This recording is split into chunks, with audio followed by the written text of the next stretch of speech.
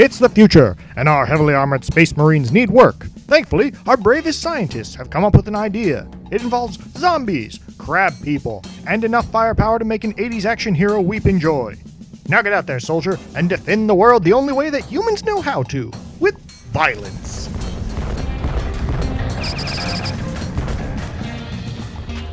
Okay, so Otttd is a tower defense game with an acronym that's just as ridiculous as you might imagine. Go ahead, look it up. I'm not going to stop you.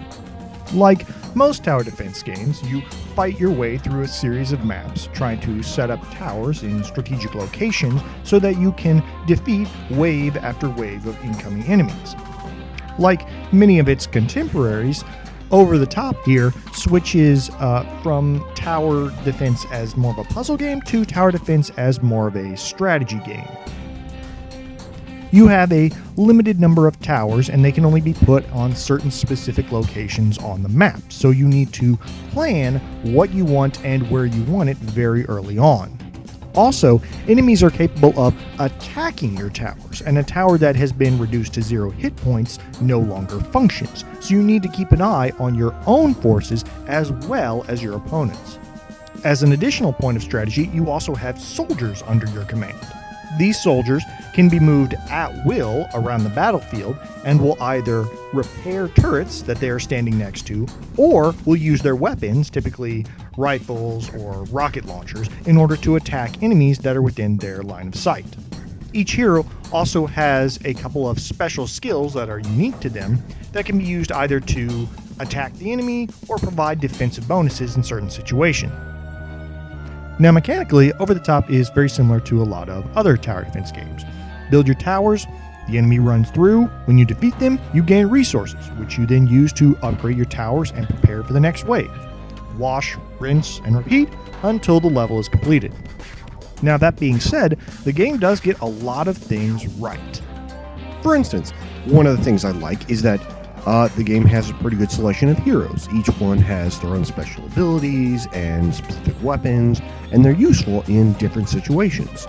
There's also a good selection of towers, a mixture of rocket and laser and utility towers that you can upgrade depending upon the situation. Plus, there's a solid mixture of enemies and maps. Some maps, for instance, won't have an enemy path, which means that monsters are just coming at you from every direction at once. Other maps have actual bosses whose only purpose is to rove around attacking your guys, causing you nothing but trouble. And in order to overcome these challenges, you need to use some strategy so that your choices of heroes and towers actually do matter. Something's coming. I can feel it. On the downside, though, it's got a lot of the same flaws that, well, pretty much all tower defense games do. Chief among them is repetition. Plus, a lot of late game levels are merely about overwhelming your defenses rather than any sort of strategic effort on the enemy's part.